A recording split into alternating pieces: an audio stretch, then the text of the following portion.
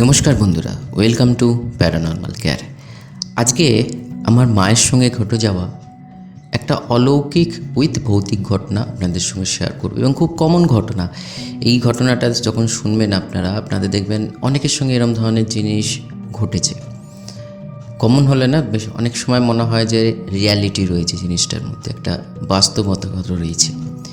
তো ঘটনাটা আসলে কালকে আমাদের বাড়িতে আমার ওয়াইফ, আমি, মা সবাই মিলে প্যারানর্মাল কেয়ারের ঘটনা নিয়ে আলোচনা করছিলাম।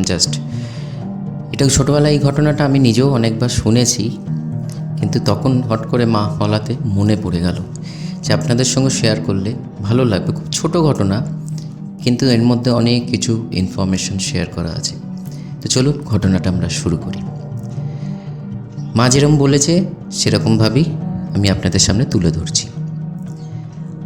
আমার যখন বয়স ওই মাধ্যমিক সময়, তখন তো স্কুল ফাইনাল ছিল, মাধ্যমিক ছিল না, স্কুল ফাইনাল দেওয়ার আগে আমার মা বাড়ি তো হুগলিতে।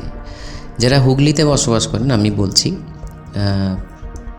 পাঙ্কাডুলি মোড় এরকম ধরনের একটা কিছু আছে আপনাদের, ওই রকম জায়গায়। মানে আমি মায়ের মামা বাড়ি, মানে মায়ের মা তার বাপের বাড়ি হচ্ছে হুগলি, ওই জায়গায়।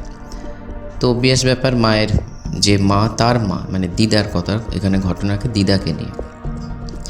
তো তখন সেই সময় আমার মার এখন যা বয়স, সেই সময় কারোর কিছু ভালো মন্দ খবর না চিঠিতে আদান প্রদান হতো। তখন ফোন সবে ঢুকছে, এই সময়কার ঘটনা। মানে ফোন সবে লোকের, ল্যান্ড ফোন, মোবাইল ফোনের ব্যাপার নয়, ল্যান্ড ফোন লোকে নিচ্ছে, গভর্নমেন্ট থেকে দিচ্ছে, এই ধরনের কনসেপ্ট। তখন চিঠি আদান প্রদান হতো এবং সত্যিকারে যখন ঘটনাটা শুনছিলাম খুব মিস করছিলাম জিনিসগুলো। পুরনো জিনিসগুলোও দেখবেন প্রচণ্ড আঘাত দেয়। যাই হোক, ঘটনায় ফিরে আসি। তো সেই সময় মা শ্যামবাজার বাড়িতে, মানে আমার মামার বাড়ি, আমার বাড়ির থেকে বলতে পারেন 7-8 মিনিট দূরে। তো ওখানে ছোটোবেলা থেকেই মা পুজো আচ্ছা করতে ভালোবাসতেন। ঠাকুরঘরে পুজো করে প্রত্যেক দিনের রুটিন ছিল যে মানে এই দুপুরবেলা 12টা 12:30 এই সময় ছাদে গিয়ে যে সমস্ত আমরা শুকুর দেয় না, জামা কাপড়, শাড়ি, তো সেইগুলোকে একটু ঘুরিয়ে ফিরিয়ে দেওয়া, যে শুকিয়েছে যেগুলো তুলে নেওয়া, যেগুলো শুকায়নি একটু মেলে দেওয়া। তো তার আগের ঘটনা বলিনি, যেরকমভাবে মা বলেছে যে তারা জানতে পেরেছে একটা চিঠির মাধ্যমে মায়ের যে দিদা খুবই অসুস্থ।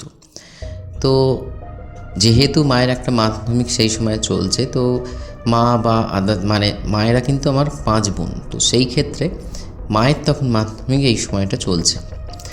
আদার্স যারা আমার মাসি যারা, তারা মায়ের মানে আমার ঠাকুমা মানে দিদিমার সঙ্গে যাবে ঠিক করলো। চিঠি এসছে, 1 দিন 2 দিন হয়েছে। তো এরকম পুজো আচ্ছা করে দুপুরবেলার দিকে ছাদে কাপড় মেলতে গিয়ে আর কিছু কাপড় তুলতে গিয়ে হঠাৎ করে দেখে একটু দূরে মায়ের দিদা দাঁড়িয়ে আছে। একটু দূরে, মানে হয় না কাপড়গুলো নড়লে একটু সরলে দেখবেন অনেকগুলো কাপড় শাড়ি দিয়ে মেলা আছে, দূরে একদম ধরে আপনি এই এন্ডে দাঁড়িয়ে, অপোজিট এন্ড থেকে কেউ দাঁড়িয়ে থাকলে কাপড় হাওয়াতে সরলে যেরকম দেখা যায়। তো মা আশ্চর্য হয়ে বলেছে যে দিদা তুমি কখন এলে? কোনো রিপ্লাই পাইনি, মানে কোনো অ্যান্সার আসেনি ওই দিক থেকে। সে দাঁড়িয়ে দাঁড়িয়ে খুলো, তার দিকে দেখছে আর অল্প অল্প মিটিমিটি হাসছে। তো তখন মায়ের যখন মাধ্যমিক, বুঝতেই পারছেন খুব অল্প বয়স, যথারীতি সে যায়। তখন তো এইসব ধরনের ফিলিংস আসেনি।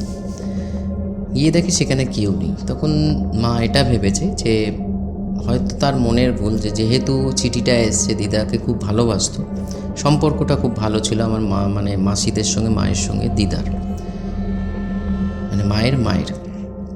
তো সেই ক্ষেত্রে মায়ের মনে হয়েছে যে সে কিছু মানে এরকম চিন্তা করছে বলে সে দেখতে পেয়েছে দিদা খুব ভালোবাসতো, সেই জন্যে।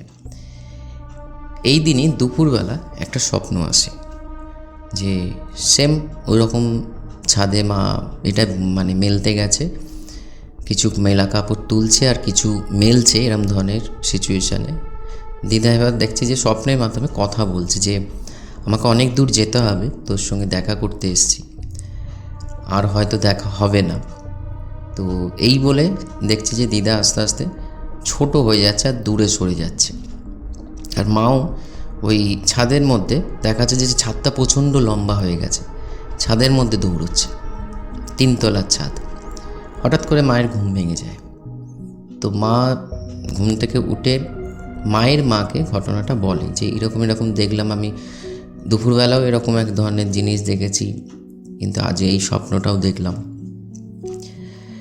তার পরের দিন তখন তার ফোন না যে ইনস্ট্যান্ট খবর নেওয়া যাবে, আবার একটা চিঠি আসে যে ঠাকুমা মানে ওনার মায়ের দিদিমা, মানে মায়ের মা, তার মা মারা গেছে, মানে দিদিমা মারা গেছে এই দিনে, মানে আগের দিন মারা গেছে। বডি এখনও রাখা আছে, যত তাড়াতাড়ি সম্ভব মানে পৌঁছানোর কথা, নাহলে বডি রিলিজ করা যাচ্ছে না।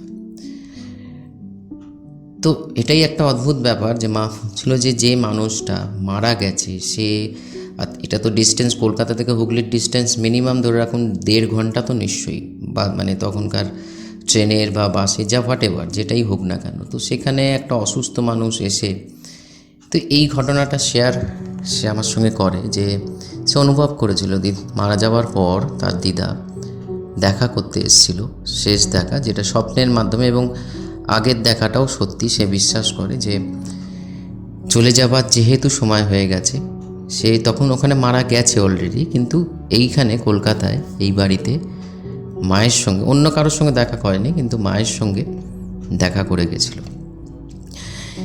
তো ঘটনাটা খুব ছোট ফ্রেন্ডস, কিন্তু সুন্দর ঘটনা যে আমাদের যারা এনসেস্টার, আমাদের যারা ভালোবাসে, সবসময় মানুষ যে মায়া ছাড়িয়েই যাচ্ছে এর কোনো মানে নেই। আমাদের এই জগতে প্রচুর মায়ার জিনিস রয়েছে, রিলেশনশিপ, টাকা পয়সা, ঘরবাড়ি। ফলে কিছু আত্মা এরকম যাবার সময়, শরীর ছাড়ার পরে এরকম অনেক ঘটনা আমি নিজেও শুনেছি, আপনারাও জানেন, যে দেখা করতে আসে, লাভ ওয়ানের সঙ্গে দেখা করতে আসে যাকে সে ভালোবাসে, যেহেতু সে জানে সে আর মানে তাকে চলে যেতে হবে, অনেক দূরে চলে যেতে হবে লাইটিংয়ের দিকে, ফলে দেখা করতে এসেছিল। যেটা একটা ছোট ঘটনা, কিন্তু আপনারা যখন শুনবেন আপনারা রিলেট করতে পারবেন। আপনাদেরও সঙ্গে হয়তো অনেকবার বা কারোর না কারোর সঙ্গে শুনে থাকবেন এরম ধরনের ঘটনা। যাই হোক, আজকে এইটুকুনি। সানডে স্পেশালে আর একটা হসপিটালের ঘটনা আমি শেয়ার করব যেটা এসছে। ভালো থাকুন, সুস্থ থাকুন, ভালো কর্ম করে এগোন, ঈশ্বরের সান্নিধ্যে থাকুন। নমস্কার।